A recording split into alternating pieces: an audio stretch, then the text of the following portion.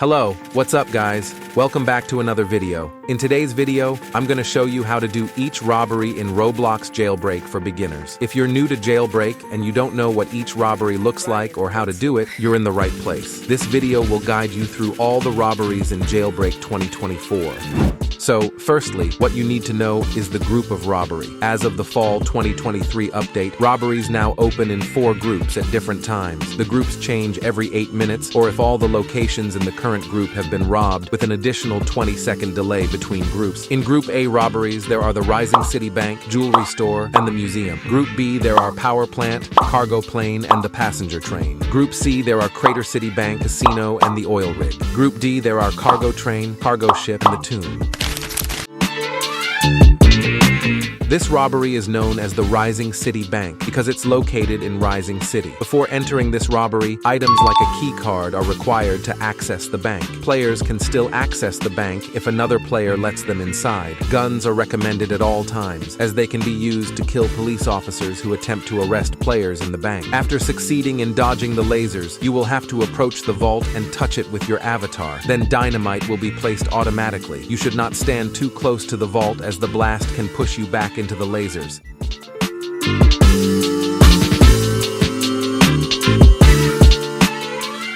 Once the vault is open, simply step inside and money will automatically enter your bag at a rate of $50 every half second.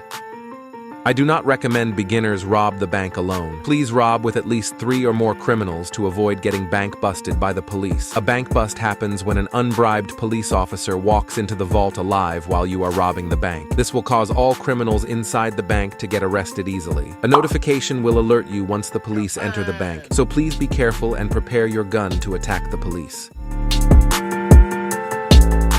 Once your money bag is full, there are 3 main ways you can escape the bank. The first way you will see is the metal explosive door. You must first hold E to place dynamite on the metal door and wait 10 seconds for it to explode. After that, you will encounter a laser obby, which varies depending on the bank floor, that you will need to pass to escape this way. By escaping this way, you do not need a key card. The second way to escape is through the main entrance. This is where we first come in, but it may be risky as you may have to avoid incoming police walking through the door. This is where the third way comes in. When you are here, you can turn right, and it will guide you to escape at the side of the bank. Please remember that both the second and third ways require a keycard to escape.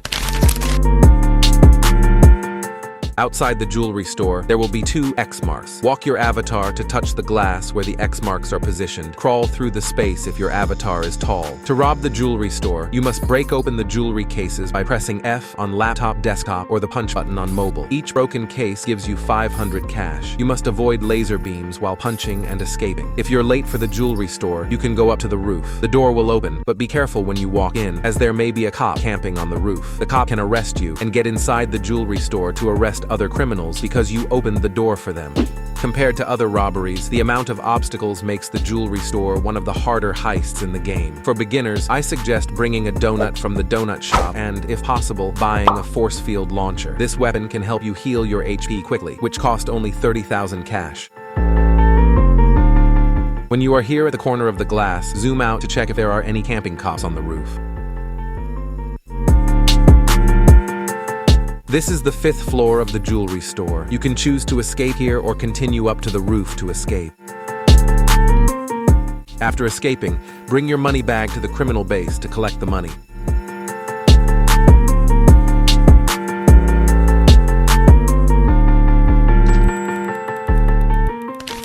Remember, there are a total of 5 floors and 1 roof in the jewelry store. The first and second floors contain jewel cases to be punched. The third and fourth floors are where the obstacles are located. The obstacles are randomly set for these 2 floors and sometimes can contain gems for criminals to collect, with each gem worth 500 cash. The 5th floor is the last short obstacle floor before criminals escape the store. Finally, there's the roof.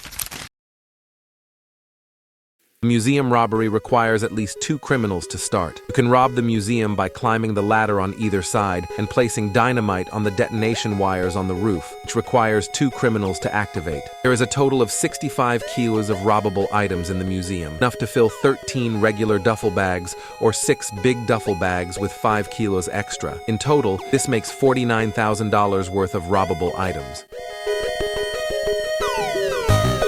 Each item in the museum has a different weight in kilo. Each kilo gives you $700 in cash. Just showing you guys that we can also shoot these planets inside the museum. Each of them gives you 1 kilo.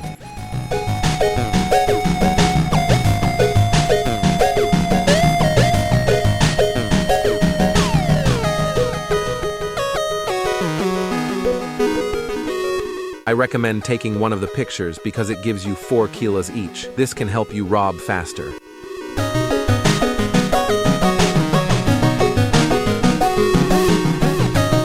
Once you complete the robbery, there are 2 puzzles on both sides of the museum that require you and your teammate to solve in order to open the secret door before you can escape.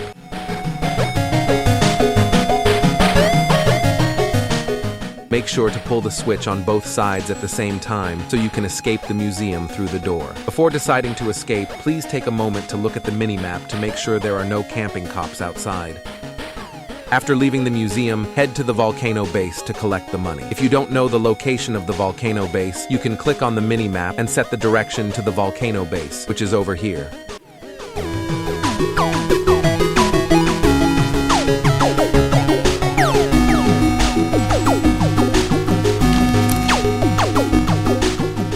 To enter the power plant, you or your teammate must first go to the damaged electricity box over here. There will be a random wire puzzle on the screen. Once the puzzle is completed, a door will open for a few seconds, allowing you to get in. You need to pass a small obstacle before you can do another puzzle. Once you are here, jump quickly over here, and there will be a harder flow puzzle to obtain the uranium. As soon as a player finishes the puzzle, they are given a rod of uranium, which will lose value over time at a rate of $50 per second.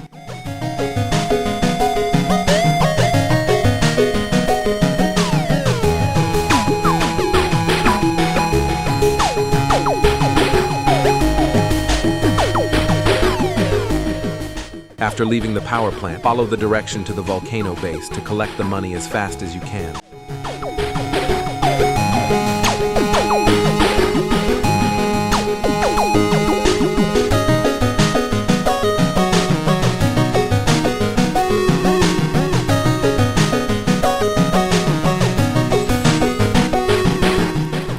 Here are some tips for beginners to rob the power plant. First, use a fast vehicle to rob the power plant, or if you're a beginner, I suggest using a helicopter. Second, always lock your vehicle before entering the power plant to avoid someone else using it. Third, park it near the door so you can enter it immediately. Finally, before deciding to leave the power plant, consider looking at the mini-map to avoid camping cops outside.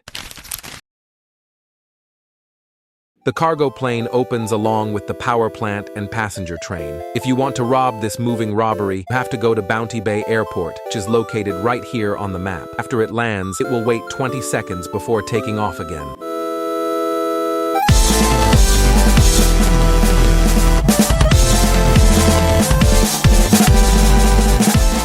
After it takes off, we'll need to wait a few more seconds before you can inspect the crates. Each crate gives $4,000 in cash, but among the crates inside the cargo plane, there is always one crate that gives you a key card instead.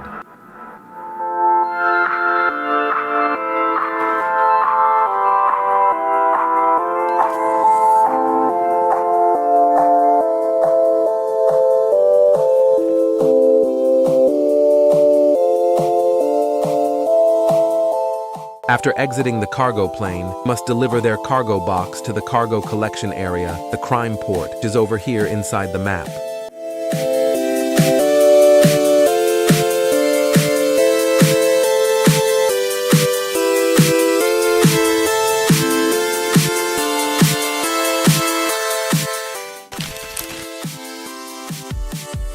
This robbery is not much different from the museum. First, you need to get inside the train and rob the items and money inside it. There is a vault containing money inside this train. Each amount gives you $1,000 in cash, but right now it is closed. We'll open the vault once it arrives at the train station. If you don't want to wait until it arrives, you can take the items inside the train. Some give you $300 in cash. There is a red case that gives you $1,000 in cash.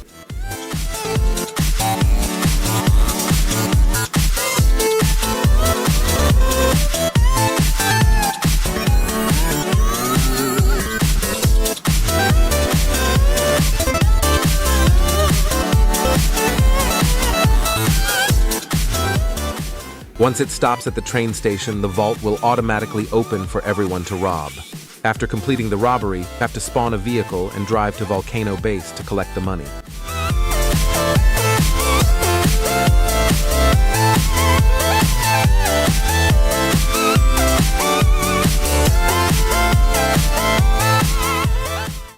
Here are some tips for beginners to rob the passenger train. Please note that police can also make money from this robbery by delivering the items inside the train, giving them more incentive to wait for this heist. So consider watching the mini-map before entering the train. Second, if you are unable to get into the train while it is moving, spawn a car and jump on it, or find a high hill and jump onto it. Third, consider robbing the passenger train after the vault is open to save time from collecting small items.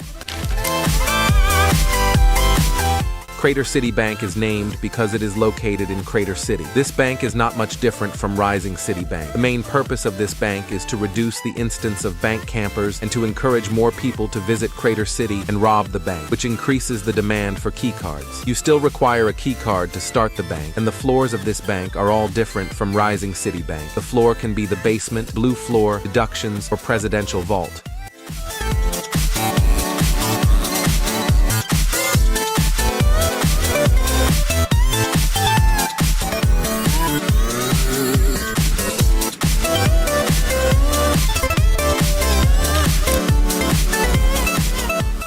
Before you can enter the casino, you need to find a 4-digit code hidden somewhere inside. First, I will show you the spots where it is usually hidden.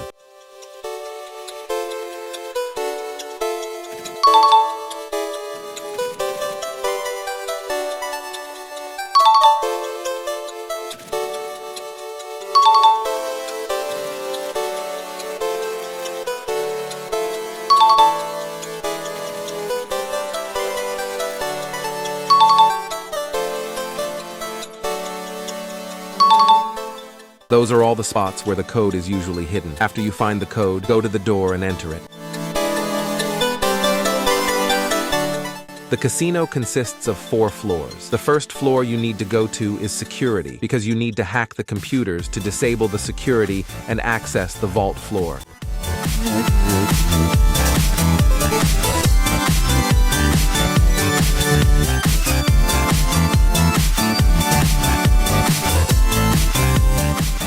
After you complete the hack, if you or your teammate hit the laser, the casino will alert the police in the server. So please be careful after hacking the computer. Next, you need to go to the vault floor to rob. Remember, the casino also has many obstacles inside, so I suggest bringing a donut or force field launcher for healing, just like when robbing the jewelry store.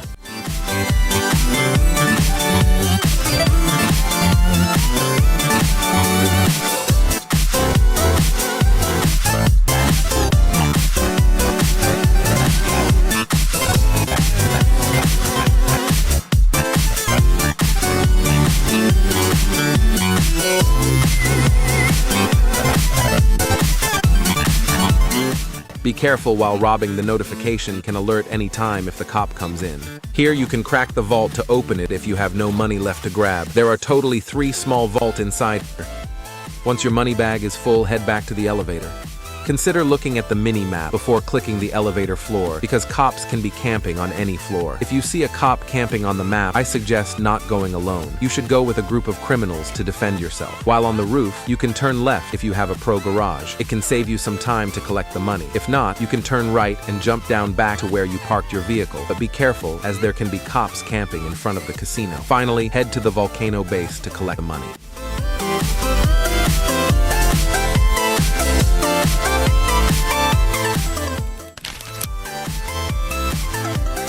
Swimming in vehicles like cars, helicopters, and bikes are not allowed for this robbery, except for boats, where you will result in death due to the rapid laser turrets stationed on top of the oil rig.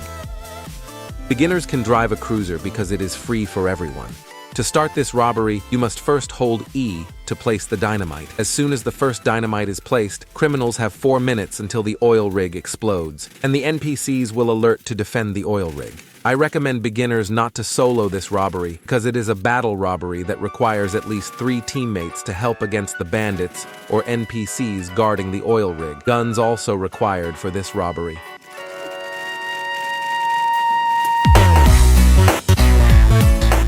A A keycard is required for some rooms to rob the oil rig, but don't worry if you are robbing with your teammate. There is a free keycard in the third room, which you will see soon. If you don't have a keycard to open the first room, you can rob the second room, which requires solving a puzzle similar to the power plant.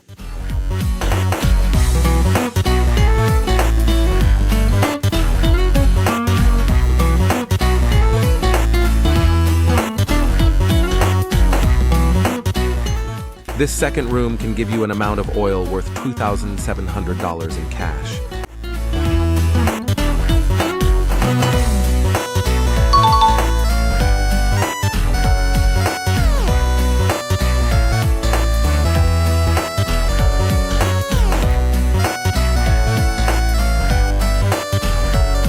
There are some spots inside the oil rig where you can place the dynamic to see the remaining time left. This third room can give you up to $3,950 in cash. I could go back to rob the first room with the key card, but since the time is short, I need to escape this robbery before it explodes. You can come here by taking a jet ski, or you can jump down to the water and spawn a cruiser if you don't have one. Finally, follow the direction to collect the money at Crime Port.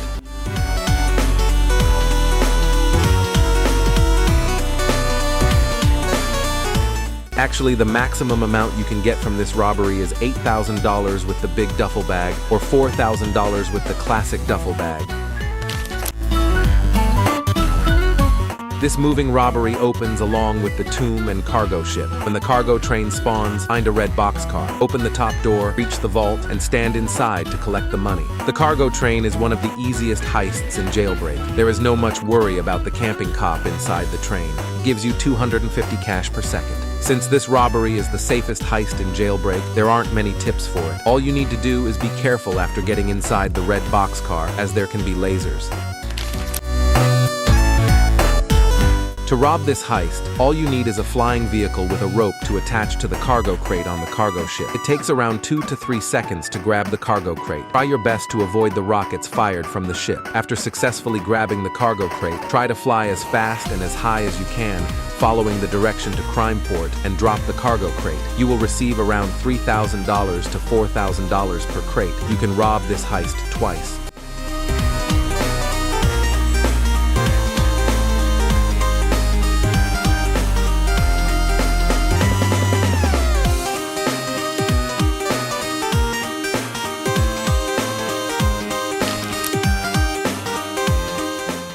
This robbery requires at least 3 players to start. Before entering the tomb, I recommend bringing a donut or force field launcher for healing assistance, because this is the hardest robbery for all beginners to rob. Wait for the doors to open. You will be greeted by a floor with spikes regularly popping out randomly from tiles. Before the spikes pop out, tiles will glow, signaling that the spikes will be activated beneath them and warning players to stay clear. The spikes decrease your health by 25 HP if stepped on, and the spikes take roughly 1 second to pop out after the tiles glow. Step on the tiles that are not glowing to advance to the next obstacle. Upon entering, you will be greeted by a short obstacle. Similarly to the spike section, platforms will light up regularly, warning players of an approaching trap. Arrows will shoot about 1 second after the tiles light up. Getting hit by an arrow will result in your health decreasing by half. Avoiding the arrows by going slowly is key. This also saves you from falling off the platform, which will send you back to the beginning and deal more damage.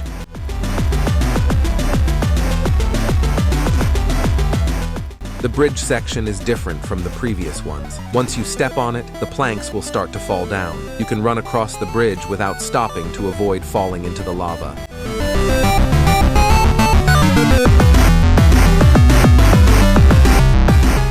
Hop into the minecart and press E to duck underneath various obstacles along the way.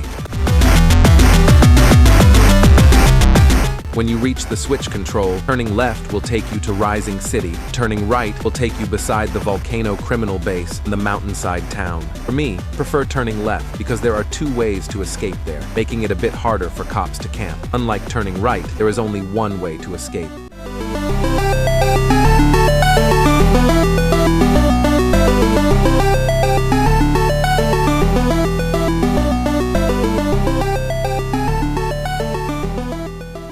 Be careful before leaving the tomb, because there can be camping cops outside. Keep watching the mini-map for safety.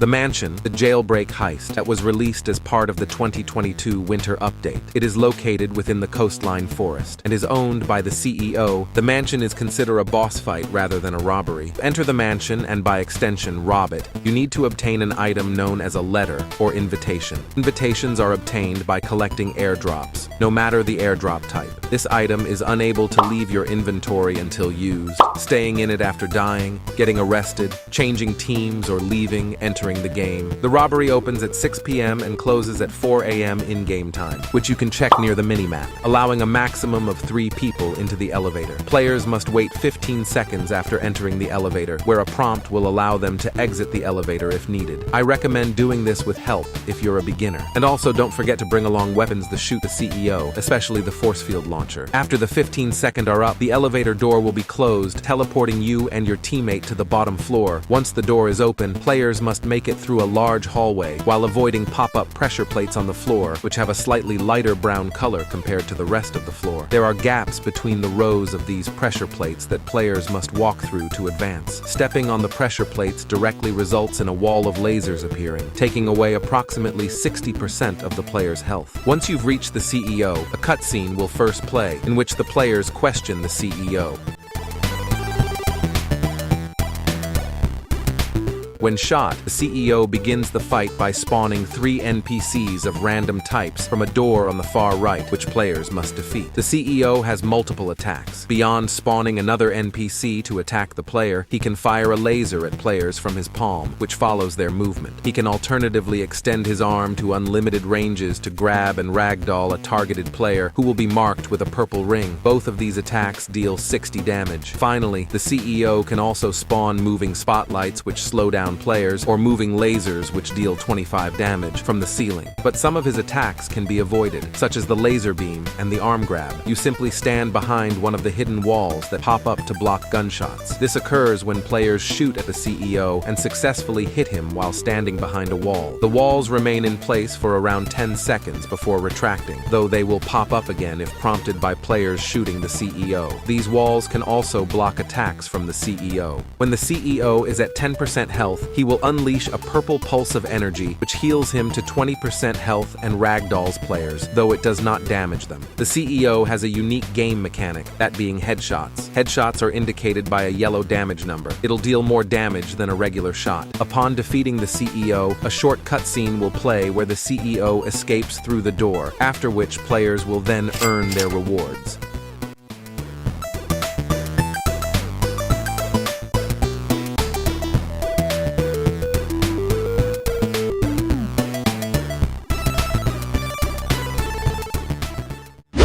Alright guys, thanks for watching this video. These are just some tips and guides for beginners to successfully complete most robberies and heists in Jailbreak. I hope this video helps beginners feel more confident in the game. Please like and subscribe for more videos. Bye.